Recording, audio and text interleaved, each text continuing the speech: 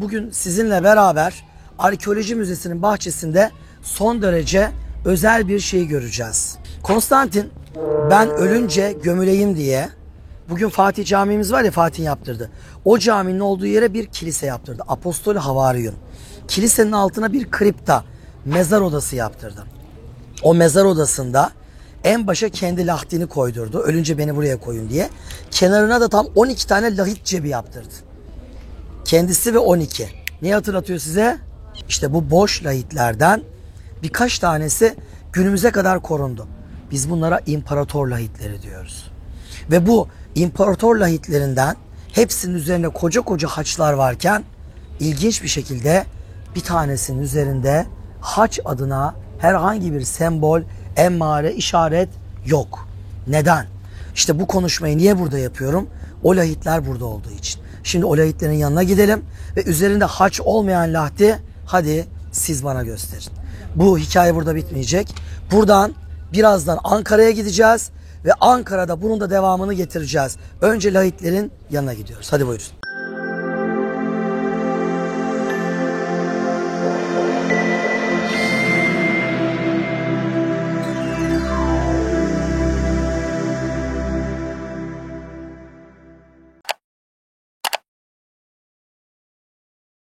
Efendim hepiniz hoş geldiniz. Bugün sizinle beraber Arkeoloji Müzesi'nin bahçesinde son derece özel bir şey göreceğiz. İstanbul'da malumunuz Konstantin'den itibaren yaşamış, öldüğü zaman İstanbul'a gömülmüş bir yığın Roma İmparatoru var.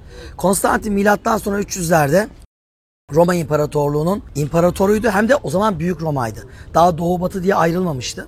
Ve bu Büyük Roma İmparatorluğu'nu dağılma sürecine girdiğini görünce dağılmasın, tutkal olsun diye o gün 300 yıldır gizli gizli yayılan Hristiyanlığı resmi din haline getirdi.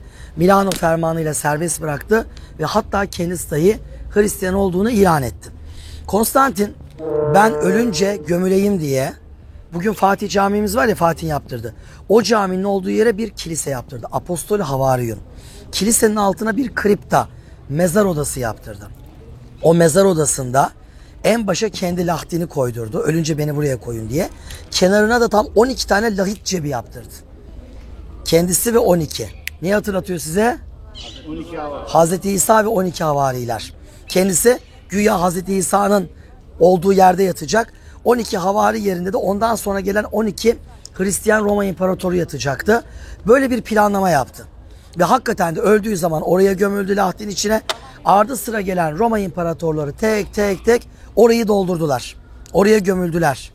Fatih İstanbul'u fethetmezden 2,5 asır önce 1204 yılında Katolik Avrupalılar 4. Haçlı Seferi'nde Kudüs'ü işgale giderken yolda ikmal yapacağız diye yolları üzerinde dindaşları Hristiyan bir devlete uğrayıp gemileri erzakla doldurma kararı aldılar. O devlet Doğu Roma İmparatorluğu'ydu ve Haliç'in ağzına geldiler. Tabi İstanbul'daki Romalılar Ortodoks. Gelenler Katolik. Bunlar birbirlerini hiç sevmiyordu. Ama ne yapsınlar? Bunların istedikleri erzağı verelim, kurtulalım diye Haliç'in zinciri açıldı, gemiler sokuldu. İçeri giren Katolikler İstanbul'un zenginliklerini görünce dayanamadılar. Ölümüne bir yağmaya başladılar. Bu 57 sene sürdü. Ve bu yağmada İstanbul'da o günün Konstantinopolis'inde Ortodoksluk adına kutsal ne varsa yok ettiler, yıktılar, kirlettiler. Ayasofya'yı genel eve çevirdiler. Yani manastırları yok ettiler. Oradaki rahibeleri aldılar, kirlettiler. Bu arada Konstantin'in bugünkü Fatih Camii'nin olduğu yere yaptırdığı Apostol Havaryun Kilisesi'ni darmadağın ettiler. Yok etmediler ama yani yağmaladılar. Birçok şeyini yıktılar. En çok da manastırların, kiliselerin kriptalarına girip o kriptalardaki imparatorca lahitlerini açtılar. İçlerindeki zenginlikleri, mücevherleri yağmaladılar. Kemiklerini bile ateş çukurlarında yaktılar. Bunlar Ortodoks, bunlar kafir diye bunları yaptılar. Ve tabi aradan bir yaklaşık 2,5 asır geçti. Latinler 57 sene sonra gittiler. İznik'teki Romalılar kaçmışlardı İznik'e. İznik Rum İmparatorluğu'nu kurmuşlardı. Geri gelip İstanbul'u geri aldılar. İstanbul Ortodoks Roma İmparatorluğu 150 yıllar devam etti. Ve sonra 1453 yılında Fatih İstanbul'u fethetti. Fatih fethettiğinde Ortodoksluğa ait eserlerin çoğu yıkılmış. Hatta Sultanahmet Camii'nin olduğu yerdeki Roma Sarayı kullanılmaz hale gelmişti yani. Öyle böyle değil, metruklaşmış.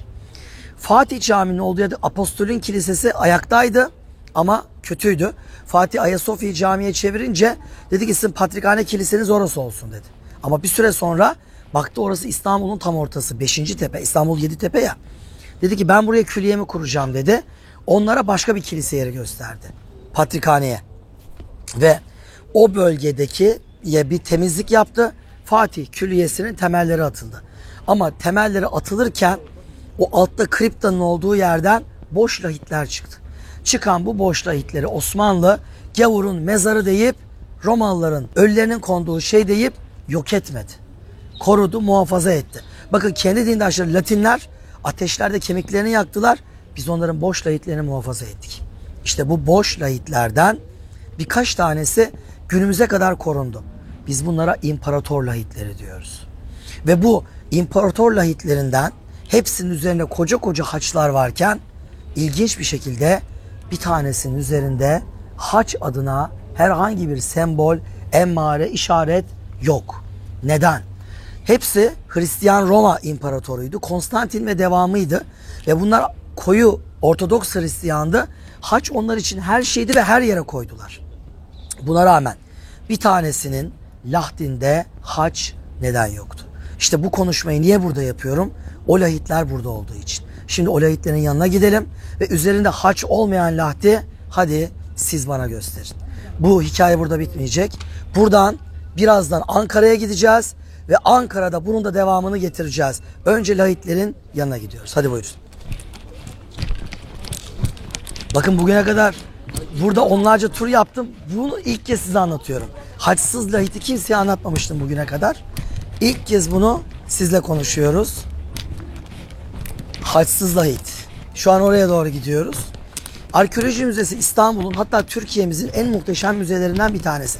Bence bir numarası. Burası çok özel bir müze. Şimdi ben birazdan size neler anlatacağım.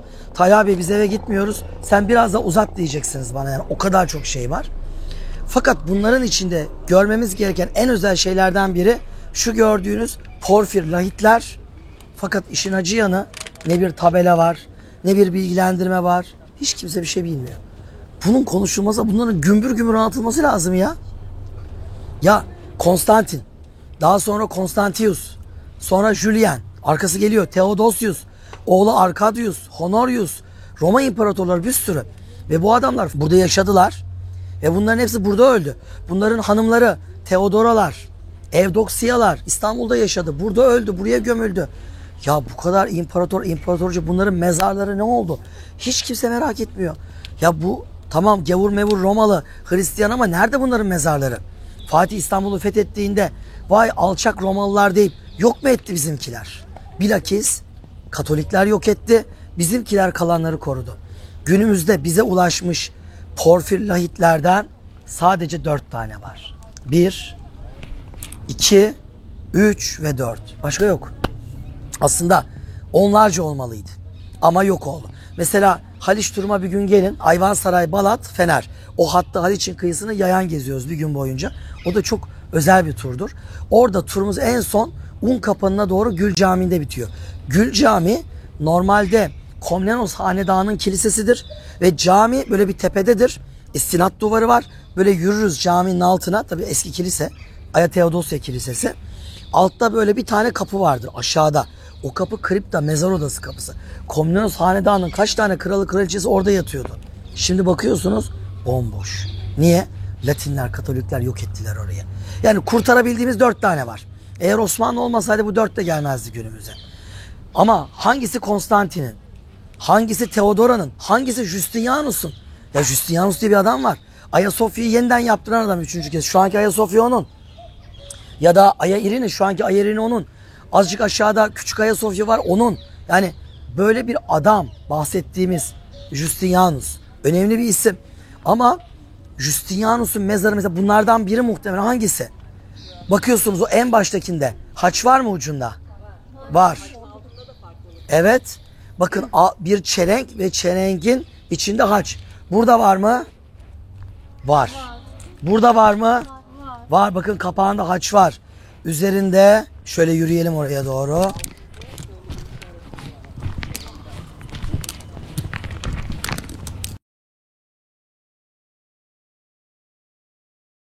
Bakın, onda haç var kapağın üzerinde. Bunda haç var. Bakın buradan görüyoruz. En uçtakinde haç var. Üzerinde ne kapağında ne gövdesinde haç olmayan tek lahit işte bu görmüş olduğumuz lahit. Net %100 konuşmamakla beraber bu lahitin Julien'in, Roma İmparatoru Julien'in lahti olduğuna inanıyoruz. Konstantin milattan sonra 300'lerde yaşadı.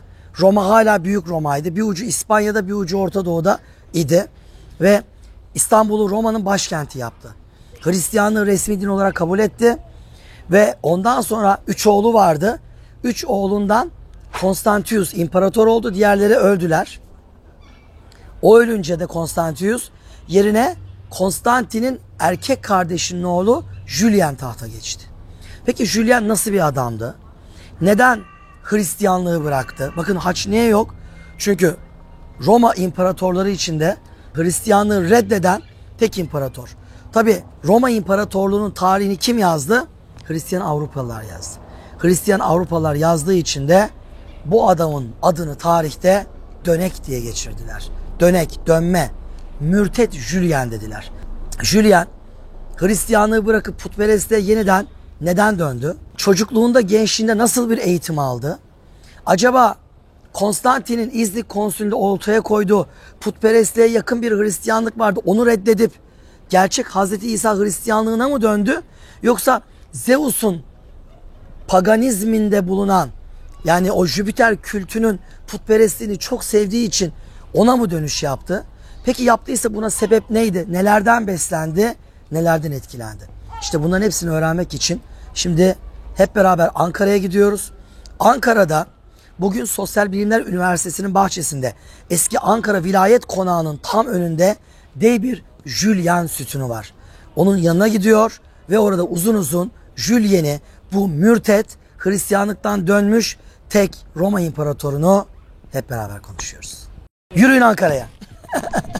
Hepiniz hoş geldiniz. Ankara'dayız. Sosyal Bilimler Üniversitesi'nin bahçesindeyiz. Hemen arkamda gördüğünüz bu bina Ankara Eski Vilayet Konağı.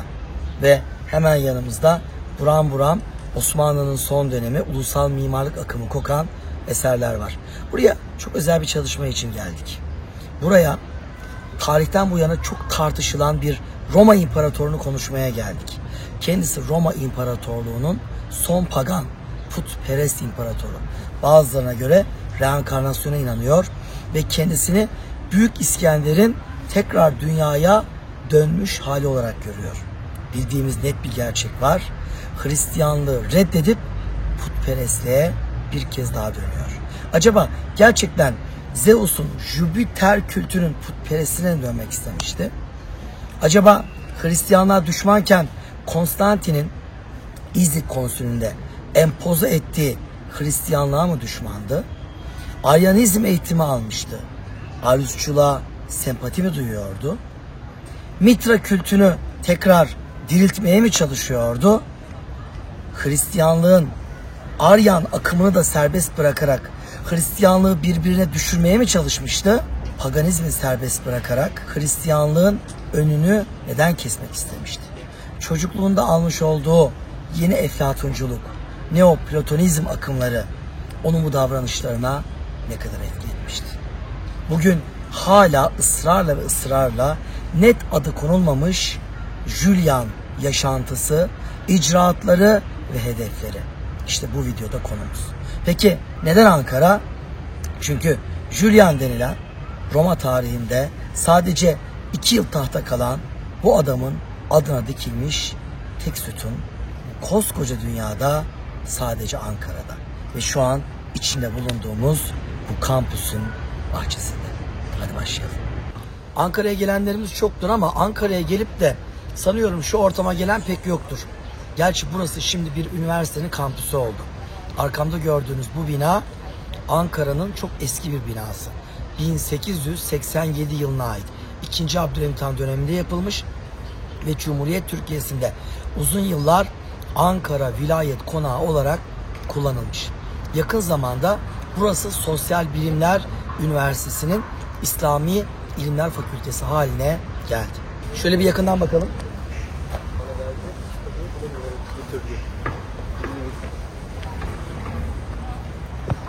Bakın görüyorsunuz, burası eski Ankara Vilayet Konağı. Kim derdi ki eski Ankara Vilayet Konağı'nın tam önünden kocaman bir Roma yolu geçiyor olsun. Hakikaten öyle oldu. 1995 yılında Ankara'da Anadolu Medeniyetleri Müzesi ekibi tarafından Ankara Vilayet Konağı'nın önünde bir Roma yolunun varlığı fark edildi ve 2007 yılında sadece 2 aylığına teferruatlı bir kazı yapıldı ve kazı sırasında eski Ankara'nın, Roma İmparatorluğu döneminin Ankara'sının kalbinin buralarda attığı görüldü. Şimdi bakın, bu binaya göre hemen şu arkamızda Roma hamamı var. Bu binaya göre hemen şurada arkamızda Hacı Bayram-ı Veli Hazretleri'nin külliyesi var. Külliyenin yanında ne var? Augustus Tapınağı var. Augustus Tapınağı ile Roma hamamı arasından geçen büyük bir Roma caddesinin varlığını biliyoruz. İşte o caddeyle kesişen ikinci bir cadde tam şu ayağımızı bastığımız yerin altından geçiyormuş. İşte 2007 yazında yapılan o 2 aylık kazıda yerin tam 4,5 metre altına indi. Ve neler bulundu? Beni takip edin.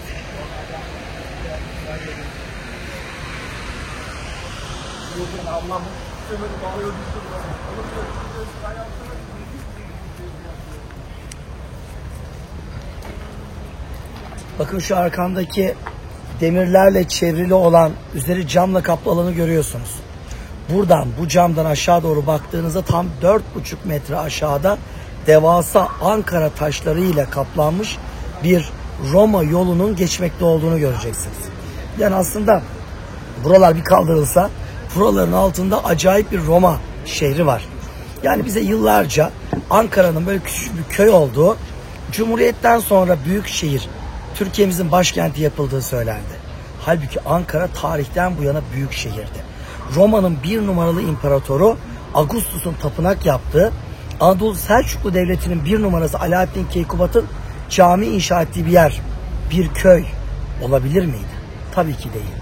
Ve gördüğünüz gibi bu çıktı. Tabii 4,5 metreden antik Roma çıktığı gibi onun üst katmanlarından 2,5 metreden de Osmanlı dönemine 17. yüzyıla tarihlenen dev binalar, binaların temelleri, hatta su künkleri çıktı. İçeride katman katman hepsi böyle asılmış vaziyette duruyor ve hakikaten çok muhteşem bir detay arz ediyor.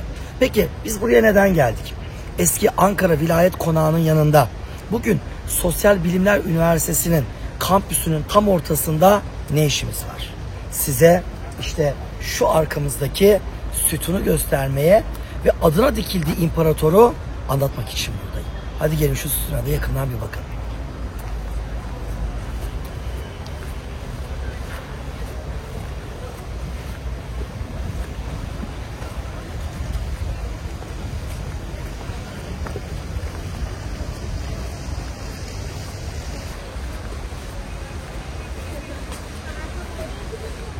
Şimdi bakın arkamdaki sütunu görüyorsunuz. Bu gördüğünüz sütun Roma İmparatoru Julian adına yapılmış ilginç bir sütun. Ama tabii ilginç olan sütundan ziyade Julian'in kendisi. Kim bu kişi?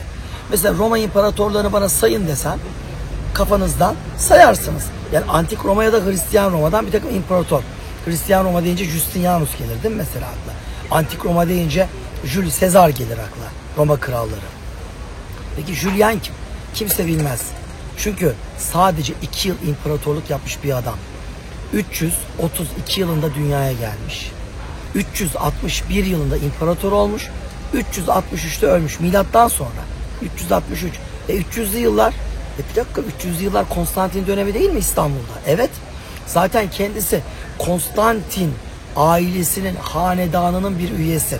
Şimdi Konstantin deyince İstanbul'u Roma İmparatorluğu'na başkent yapan bir Konstantin var. Bunu hepimiz biliyoruz değil mi? İstanbul'da Ayasofya'yı gezerken ortada Hazreti Meryem, Hazreti İsa, bir tarafta İstanbul'u eline tutmuş hediye eden Konstantin, Öbür tarafta Ayasofya'yı hediye eden Justinianus, o duvar resminden, ikonadan hatırlayın. İşte o Konstantin. O Konstantin. Başka? O Konstantin'in bir özelliğini daha hatırlayalım. Neydi?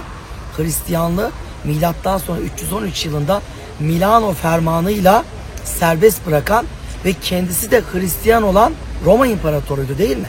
İşte o. Konstantin'in erkek kardeşinin oğlu, işte sütunuyla tam karşımıza duran Julian. Konstantin imparatorluğu İstanbul'a taşıyor, başkenti. Hristiyanlığı serbest bırakıyor. Hatta milattan sonra 325 yılında İznik, Nikea konsülünü düzenliyor ve Hristiyanlığın kendine göre doktrinlerini oluşturuyor. Bir takım şeyler belirleniyor. Mesela Aryusçuluk reddediliyor. Aryusçuluk ne? Hazreti İsa Allah'ın oğlu değildir, Allah'ın peygamberidir diyenler. Bunlar reddediliyor. Ve 325 aradan bir süre geçiyor. Konstantin ölecek. Ölmeden evvel devleti 3 oğlu arasında paylaştırıyor Roma İmparatoru Konstantin. Oğullarından birinin adı da Konstantin. Bir diğer oğlu Kostas, bir diğer oğlu da 2. Konstantius. 3 oğlu arasında paylaştırıyor ve ölüyor. Tabi bu arada erkek kardeşi de öldürülüyor. Ama erkek kardeşinin oğulları yaşları küçük olduğu için muhafaza ediliyor. Nikomedya'ya, İzmit'e gönderiliyor. İzmit'te anneanne onları Aryancı bir eğitim sistemiyle özel olarak yetiştiriyor. Çünkü o günlerde kafalar karışık.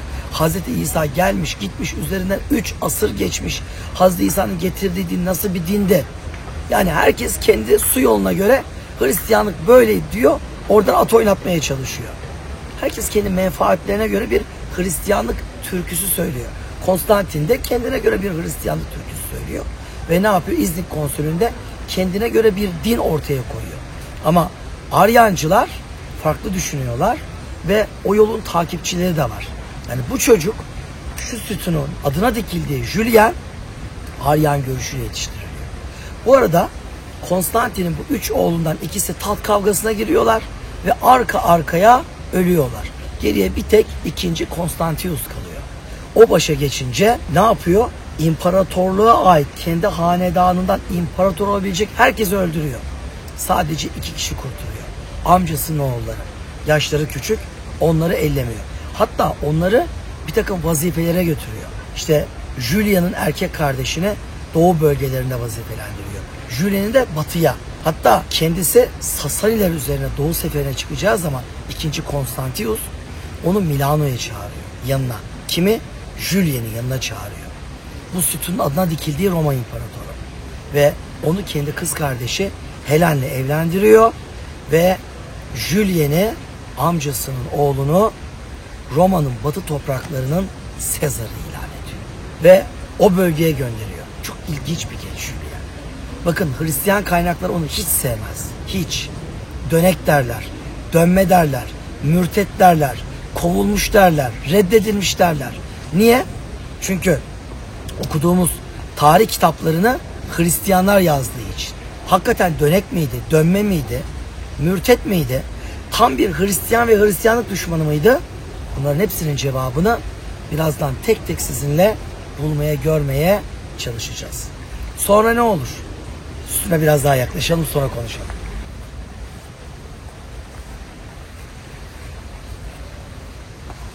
Şimdi Julian çok enteresan bir adam. 2 yıllık imparatorluğu var ama imparatorluğunun öncesi dönemde de hakikaten çok başarılı biri. Mesela ona böyle mürtet diyen, ona saldıranlar onun hakkını vermek de zorunda kalmışlar. Mesela onun döneminde çok ilginç, onu Hristiyanlığı reddettiği için hiç sevmeyenler elde ettiği başarılardan dolayı da hep takdir etmişler. Mesela ciddi bir felsefeci, gençlik yıllarında felsefeyle uğraşmış, deli gibi kitap okumuş, yazmış, dünya nimetleriyle hiçbir işi olmamış. Ya şimdi düşünsenize, bir adam var, sizin gibi düşünmüyor. Sizin hasmınız, belki de düşmanınız. Ama adam çalışkan, ama adam ahlaklı, düzgün, cebini doldurmuyor, kul hakkı yemiyor, jilet gibi yaşıyor. Ya sevmiyorsunuz ama bütün hal ve hareketleriyle tam bir insan yani. Bazısı vardır, hiç görmez, ölümünü önünü kesmeye çalışır. Bazısı vardır, hakikaten vicdanlıdır, hakkını verir. Evet, ben bunun bu yönlerini sevmiyorum ama bu şu yönleriyle çok örnek alınası bir kişi der. Yani Julian'ın böyle bir durumu da var. Yani ben Julian başta Hristiyanmış, sonra paganist olmuş, Hristiyanlar onu şöyle kötülemiş. Ben bunların hiçbirine girmeyeceğim. Hepsini anlatacağım size. Zaten en son siz kendiniz ortaya neyin ne olduğunu koyacaksınız. Julian ne yapmış? Julian az önce bahsettiğim Konstantin'in oğlu 2. Konstantius tarafından batıya gönderiliyor. Batı'nın Sezar'ı ilan ediliyor. Gidiyor. Tabi o günlerde bugünün Almanya topraklarında Cermenler, Almanların ataları yaşıyor ve Roma'nın ele geçirdiği topraklara sarkıp oraları taciz etmeye çalışıyorlar. Bunlarla uğraşıyor. Köln'ü ele geçiriyor. Yani Roma İmparatorluğu'na Köln'ü katan adam kimdir? Odur. Hatta geriye dönüyor. Strasbourg bölgesinde Cermenler çok büyük bir ordu oluşturmuşlar. Strasbourg'da onları yeniyor. Roma İmparatorluk tarihinin en önemli savaşlarından biri diye geçer. Strasbourg Savaşı. Ve savaşı Julian kazanıyor. Daha imparator falan değil. İmparator 2. Konstantius'un hem amcaoğlu hem de aynı zamanda onun naipliğini yapıyor orada yani. Ren'e doğru geliyor. Ren Nehri'ne geliyor. Ren Nehri kıyısında Frankları itaate alıyor. Franklar kim? Bugünkü Fransızların ataları. Son derece başarılı. İşte o günlerde İmparator 2. Konstantius Sasani devleti üzerine sefere çıkıyor. Neden? Çünkü Sasaniler Roma topraklarına saldırmışlar. Roma'nın güney yani Orta Doğu topraklarına giriyorlar. Onun üzerine gidiyor. İşte ne oluyorsa burada oluyor. 2. Konstantius Sasani üzerine giderken onun ordusunun yarısını talep edince ters düşüyorlar. Hatta ordu da gitmek istemiyor. Ve orada ordu tutuyor Julian'i imparator ilan ediyor. Julian imparator ilan edilince Konstantius da o gün seferde imparatorlukta bir çıkmaz söz konusu oluyor. Resmen bir iç savaş olacak. İç savaş olmuyor. Neden? Konstantius bu savaş yolculuğunda ölüyor. Ölünce mutlak ve yegane imparator Julian oluyor. Julian imparator oluyor. İmparator olduktan sonra soluğu İstanbul'da alıyor. Yani Konstantinopolis'te. Yani kim oluyor? Babasının erkek kardeşinin başkent yaptığı şehir Konstantinopolis. İstanbul. İstanbul'a gelir gelmez yaptıklarını söyleyeyim. Bu adama siz de hayran olmaktan kendinizi alamayacaksınız. İstanbul'a gelir gelmez ne yapıyor? Bir, saray var ya, saray neresi? O zaman şu anki Sultanahmet Meydanı. Hipodrom'da Sultanahmet Camii'nin olduğu yer. O büyük imparatorluk sarayı. Saraydaki muhafızları yarı yarıya düşürüyor. Sarayın hadım ağalarının tamamını işten çıkartıyor. Sarayın bütün masraflarını kısıyor. Neden? Çünkü çok mütevazi bir adam. Şaşa sevmiyor, depdebe sevmiyor. Yok şu kadar cariye, bu kadar kadın, eş. Böyle dertleri yok. İşte onu sevmeyen, ona diş bileyenler bile tarihte onu hep takdir etmek zorunda kalmışlar. Ve İstanbul'da bu sistemi kurduktan sonra çok ilginç. Ne yapıyor? İşte asıl tartışılacak konu bu. Diyor ki paganizmi serbest bırakıyorum diyor. Halbuki babasının erkek kardeşi, amcası Konstantin ben Hristiyan oldum demişti. Hristiyanlığın önünü açmıştı. Ariusçuların başını ezmişti, yasaklamıştı, aforoz ettirmişti. Ve paganizm, putperestlik üzerine iş yapanların hepsinin önü kesilmişti. Hristiyanların tabiri yerindeyse biti kanlanmıştı. Bağnazlık, yobazlık tavan yapmıştı. Her şey bizim diyorlardı. Halbuki yüzlerce yıldır yani en azından bir 300 sene Hazreti İsa'dan sonra ezilen, örselenen, itilen, kakılanlar Hristiyanlarken şimdi artık patron biziz diyor. Her köşe başında ahkam kesiyor, hesap soruyorlardı. Ama bir anda Julian hepsini allak bullak etti. Mesela Roma İmparatorluğu bünyesindeki papazların seyahat özgürlüğü var. Ve parayı devlet veriyor. O kadar rahatlar. Her konuda devlet bunları finanse ediyor. Bütün finansmanlarını kesiyor. Yani Hristiyanlara zulmetmiyor ama önlerini kesiyor. Hristiyanların zulmettiği bütün Hristiyan görüşleri serbest bırakıyor. Aryancılar başta olmak üzere. Serbestsiniz. İstediğiniz gibi derdinizi anlatın, ibadetlerinizi kurun diyor. Bazıları olayı şöyle yorumluyor. Hristiyanlık adına hiçbir şey sevmiyor. Çocukken Hristiyanlık buna zorla empoze edilmişti. Nefret etti diyor. Nikomedya'da. Bizim Kocaeli'de, İzmit'te. Ve bunları birbirine düşürmek için bütün aykırı fikirleri hortlattı diyorlar. Bakın net bilmiyoruz. Ama böyle düşünceler var. Bazıları diyorlar ki paganisti diyorlar. Kendisi yeni Eflatuncuydu. Yani Neoplatoncu bir akıma bağlıydı. Bu akımın onda ciddi etkiler yapıp panteizme dönmesini sağladığı söyleniliyor. Ne yaptı? Putperest halkın önünü açtı. Hadi gelin üstüne biraz daha yaklaşalım.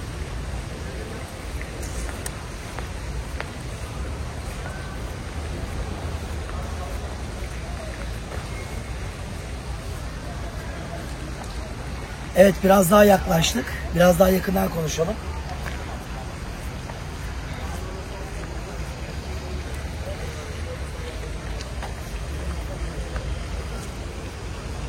Ve nihayet sütunun yanına geldik. Kaidesine oturduk ve bunu konuşacağız. Tabii sanat tarihi bağlamında bakarsak üzerinde kompozit bir sütun başlığı var. Burgulu, yivli bir gövdesi var. Yığma taştan şekillendirilerek yapılmış. Yani öyle çok ağam şahım bir şey değil. Peki Julian adına bu sütunun Ankara'da ne işi var? Ankara'nın göbeğinde. Onu da birazdan anlatacağım. Ama şu Julian meselesini bir bitirelim. Bakın Julian bütün bir Roma tarihinde putperest son Roma imparatoru olarak adlandırılır. Hristiyanlığı yasaklamamış. Hristiyanlığın diğer aykırı görüşlerini serbest bırakıp paganizmin önünü açıp ben de artık paganistim, eski dine geri döndüm deyince mürtet, dinden çıkmış, dönme, dönek diye Roma tarihlerinde Hristiyanlar böyle anlatmışlar. Ama gençlik yıllarında girdiği hiçbir savaşı kaybetmemiş. Dünya malına heves etmemiş. Diğer Roma imparatorları gibi saraylar inşa etmemiş. Kendisine yüzlerce hizmetçi tutmamış olan hizmetçileri bıraktırıp saray masraflarını kısmış. Deli gibi kitap okumuş. Yazılar yazmış. Ya çok ilginç bir adam. Mesela İstanbul Yahudi cemaatinin çıkardığı bir gazete var, Şalom. Bununla alakalı upuzun yazı yazmışlar. Ne? Yahudilere mektup yazmış mesela. Mektubunda diyor ki ben diyor sizin Hadrian döneminde oralardan sürüldüğünüzü biliyorum. Hadrian da putperest ona bakarsanız. Vespasianus döneminde diyor mektup yazmış Yahudilere. Mabedinizin yıktırıldığını biliyorum diyor. Hadrian döneminde 135 yılı bulunduğunuz topraklardan sürüldüğünüzü biliyorum diyor. Ve ben diyor sizin tekrar o topraklarda imar faaliyetlerine bulunmanıza destek olacağım diyor. Şimdi bakın enteresan bir imparator profili çıkıyor. Benim bulunduğum bu bölgede size düşmanlar var diyor Yahudilere. Ben böyle değilim diyor. Mesela Yahudiler onun Yahudiliğe sempati beslediğini düşünüyorlar. Onlar da kendilerine göre kazıyorlar tabii olayı. Şimdi bu adam, Hristiyanlar diyor ki putperest. Ya putperest Romalılar Yahudilerin kökünü kazıdılar. Putperest olsa ölümüne Yahudilere bu kadar önünü açmaz, mektup yazmaz. Aslında benim kanaatimi sorarsanız Julian belki de Konstantin'in empoze ettiği putperestliğe yakın bir Hristiyanlık vardı. İznik konsülünde hayata geçirilen, Hazreti İsa haşa Tanrı'dır dedirten buna karşıydı. Belki Tevrat'ın anlattığı ilahi dinlere bir sempatisi vardı. Belki Hazreti İsa'yı Allah'ın peygamberi olarak görüyordu. Çünkü çocukken Aryancılar tarafından eğitim almıştı. Bakın bunlar hala karanlık bir nokta. Hala net değil. Ama bildiğimiz bir şey var. Bu adam savaşları hep kazanan, düşmanın bile takdir ettiği bu adam yine savaşırken öldü. Arkasından ordusunu hazırladı. Büyük Doğu Seferi'ne çıktı. Ve bu Büyük Doğu Seferi'nde ne yaptı? Sasani topraklarına girdi. Sasani ordusunu tam 2 defa yendi ve Sasanilerin başkentini kuşattı. Sasanilerin başkentine kadar kovaladı Sasani ordusunu. Tizbon ve Tizbon'u kuşattı. Tizbon neresi bu arada söyleyeyim ben size. Hani 1. Dünya Savaşı'nda bizim Osmanlı'nın İngilizlerle savaştığı Bağdat cephesi var ya, Kut'ül Amara, Selman-ı Pak Savaşı'nın kazanıldığı yer. İşte o Selman-ı Pak Savaşı'nın yapıldığı yer Sasanilerin başkenti Tizbon. Hatta Tizbon'da Sasani sarayının o büyük eyvanı hala sapasağlam ayakta durmaktadır. Orayı kuşatıyor ama alamıyor. Kuşatma uzayınca gücü azalıyor. Bunlar bir karşı saldırı yapar diye geri çekiliyor. çekilirken Sasaniler saldırıyor, onları bir daha yeniyor. Ama o yenme sırasında düşmanı yenmesine rağmen bir atlı Sasani askerinin fırlattığı mızrak karaciğerinin altına gelip bağırsaklarına değiyor. 3 gün daha yaşıyor bu yarayla ve 3 günün sonunda ölüyor. Cenazesi Tarsus'a getiriliyor ama arzusu ne? Arzusu amcasıyla beraber İstanbul'da Konstantinopolis'te yatmak. Düşünün, Konstantin kendisi Havariyun Kilisesi var. Meşhur İstanbul'da. Şu an Sultanahmet Camii'nin olduğu yerde. O caminin olduğu yere bir kilise yapmış. Altına bir yeraltı mezarlığı yapmış. Mezarlığın içine kendi lahdini ve kenarına 12 tane daha lahit yeri yapmış. Yani güya Hazreti İsa 12 havari. Benden sonra gelen imparatorlar burada yatsın demiş. Bu lahitlerin hepsinde haç vardır. Bir tane lahit haçsızdır. İşte o haçı olmayan lahit Julien'in lahtidir. Bu gördüğünüz anıtın adına yapıldığı lahittir. Nerede bu lahit? Arkeoloji Müzesi'nde. Bugün haçsız bir imparator lahti olarak hala sapasağlam ayakta durmaktadır. Sıra geldi bu sütunun Ankara'nın göbeğinde ne işi olduğuna. Hem de vali konağının önü. Aslında bu sütunun yeri burada değildi, biliyor musunuz? İlk dikildiği yer İş Bankası var ya, tarihi Ankara İş Bankası, hemen şu aşağımızda. İş Bankası'yla Taşhan var. Taşhan'ın tam ortasındaymış. Yıkılma tehlikesi geçiriyor çünkü altında bir zemin problemi var. 1934 yılında taş sökülüyor, getiriliyor ve buraya dikiliyor. Yani çok uzak değil, yeri değiştiriliyor. Julien şu meşhur Sasani seferine giderken İstanbul'dan tabii nereye gidecek? Tizvon'a gidecek.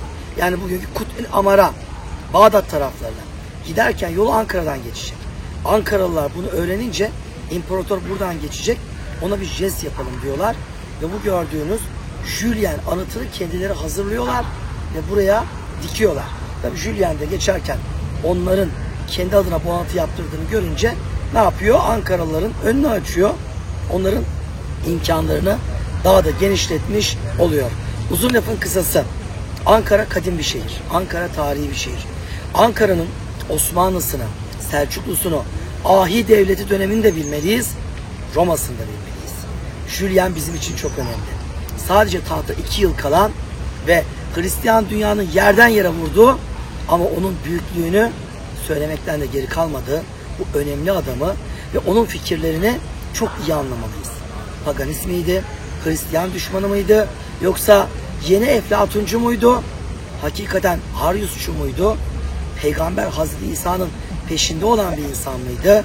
Bunların hepsinin cevabını ileride belki tarih bilimi çok daha etkili olarak verecek. Ankara'dan selamlar.